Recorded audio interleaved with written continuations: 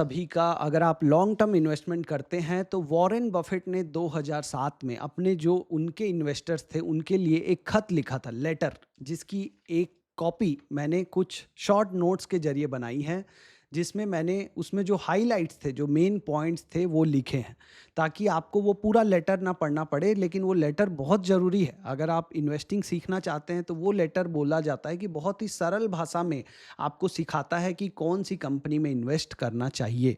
तो वो यहाँ पे उस लेटर का फ़ोटो है। ये जो लेटर मैंने बनाया है, जो उसकी समरी, उसका एक पिक्चर है। आप इसको स्क्रीनशॉट लेके खुद से नोट्स बना सकते हैं, और जहाँ पे भी आप ट्रेडिंग इन्वेस्टमेंट के डिसीजन लेते हैं वहाँ इसको पेस्ट करके रखिए, क्योंकि ये बहुत इंपॉर्टेंट है। आपको मैं सरल भाषा में समझाने की कोशिश करूँगा। जितना आप मुझसे हो सकेगा आप समझिएगा, नहीं तो आप खुद भी इसको पढ़ने की कोशिश कीजिएगा। और अगर हो सके तो 2007 का वॉरेन बफेट का लेटर आप पढ़िएगा। गूगल पे सिंपली लिखिए Warren Buffett 2007 letter to investor, आपको वो फ्री पीडीएफ मिल जाएगा। तो किसी भी बुक को पढ़ने से पहले इन्वेस्टमेंट की आपको ये ज़रूर पढ़ लेना चाहिए। एक पेज में मैंने उसकी समरी आपको यहाँ पे दी है। तो चलिए स्टार्ट करते हैं। तो कोई भी बिजनेस जो होता है, जब आप स्टॉक खरीदते हैं तो उसके पीछे क्या होता है? बिजनेस होता है, एक व्यापार। वो बिजनेस या तो ग्रेट होगा, बहुत बढ़िया, या तो गुड होगा मतलब काम चलाऊ, या तो ग्रूसम होगा मतलब खराब बिजनेस होगा।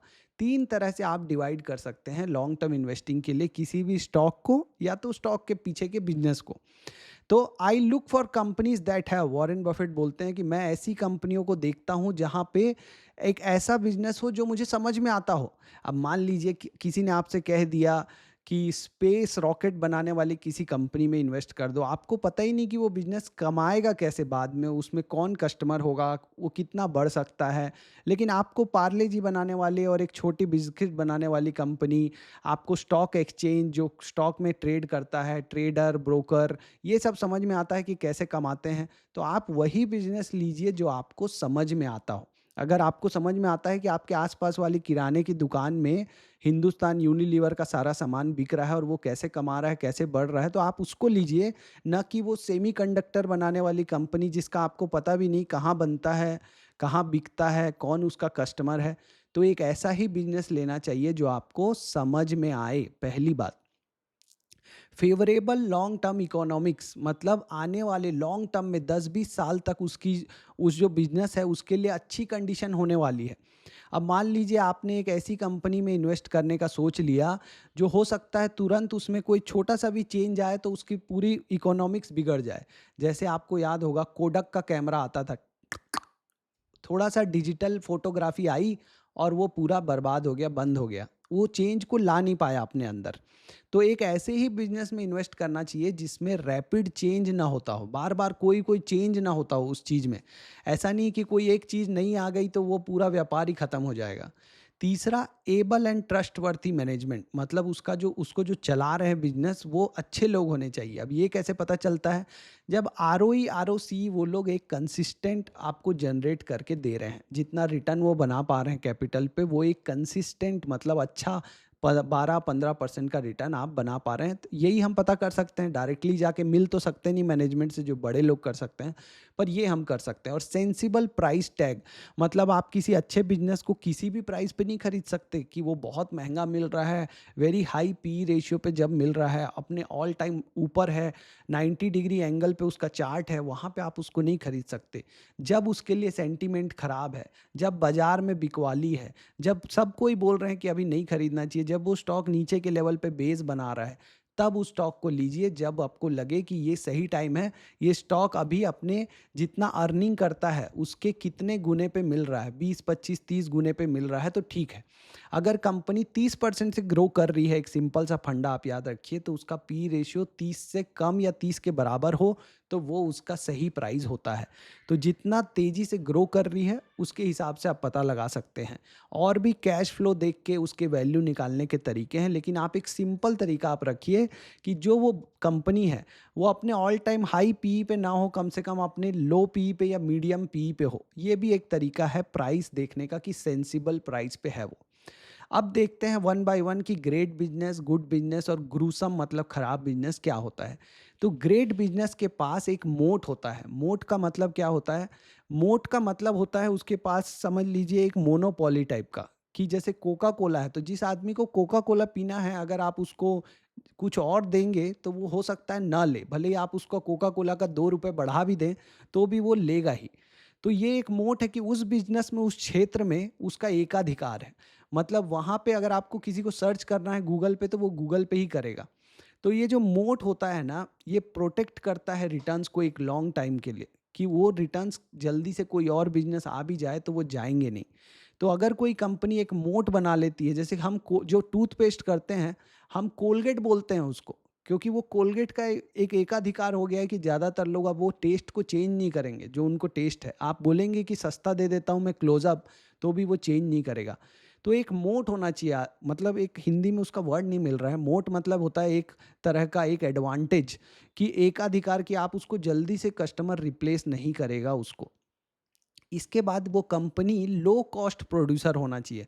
मतलब ऐसा नहीं होना चाहिए कि वो जो सामान बना रही है या सर्विसेज बना रही है वो बहुत महंगा बना रही है। उसका जो रॉ मटेरियल है वो कभी भी कहीं दूसरे कंट्री में कुछ हो गया तो वो बढ़ जाएगा उसका प्राइस।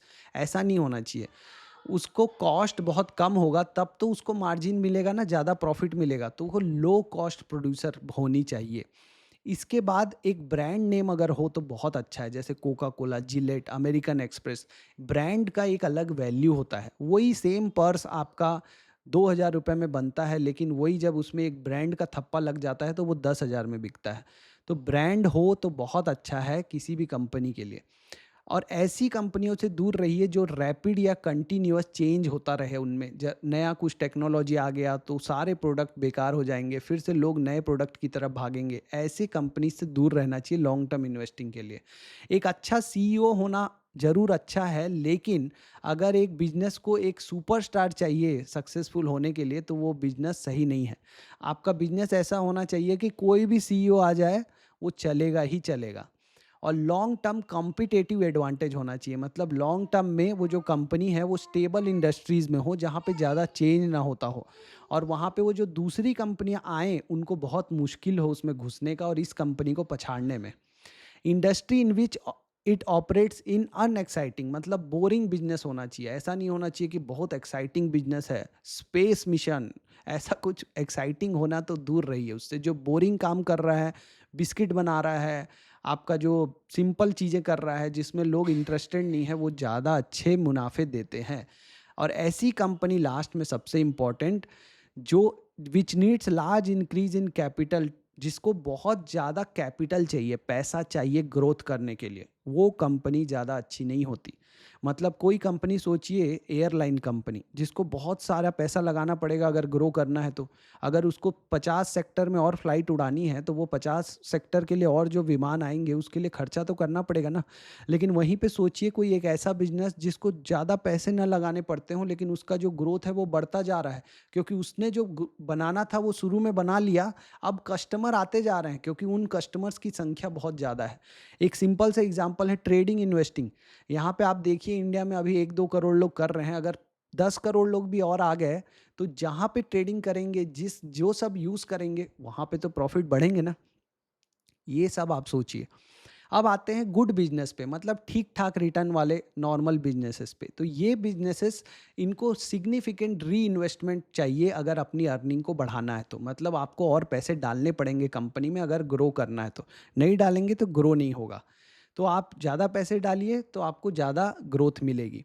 सो यहाँ पे भी आप अच्छा खासा पैसा बना लेंगे अगर आप 10 साल रखते हैं, पर उसके लिए आपको बहुत ज़्यादा कैपिटल रिक्वायरमेंट है यहाँ पे इन बिजनेसेस में। तो इससे बेटर है ऐसे बिजनेसेस जहाँ पे आप सोचिए कैपिटल रिक्वायरमेंट ना हो। और सबसे बेकार वो हैं वो बिजनेसेस जो पहले तो बहुत तेज़ी से ग्रो होते हैं, लेकिन और ग्रो होने के लिए उनको भयंकर कैपिटल चाहिए, भयंकर। अगर कैपिटल नहीं आया तो दिक्कत होगी, लोन में डूब जाएगी कंपनी। जैसे किंग फिशर आपने याद होगा, तो वो एयरलाइन का बिजनेस था और ग्रो करने के लिए लोन लेते गए और फाइनली लोन चुका नहीं पाए, क्योंकि जो कमाई हो रही थी उसी से तो लोन चुकाएंगे ना। कमाई हो नहीं रही, लोन का इंटरेस्ट देते जा रहे हैं तो फंस गए। तो ये सब बिजनेसेस में नहीं फंसना है। तो इस पूरी कहानी को हम एक सम अप करने के लिए आपको एक एग्जांपल दिया है वॉरेन बफेट ने कि एक सेविंग अकाउंट के बारे में सोचिए। एक बैंक का एक ऐसा सेविंग अकाउंट, तो जो ग्रेट बिज़नेसेस होंगे वो ऐसे सेविंग अकाउंट की तरह हैं जो आपको एक हाई इंटरेस्ट रेट देते हैं आपके पैसे पे जो आपने उसमें डाले हैं, और ये इंटरेस्ट रेट बढ़ता ही जाएगा समय के साथ।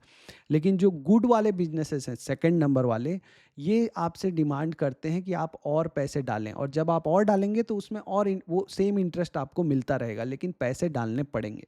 और लास्ट वाले तो हैं जो अच्छा इंटरेस्ट भी नहीं देते, और अगर आप और पैसे नहीं डालेंगे तो बहुत प्रॉब्लम हो जाएगी।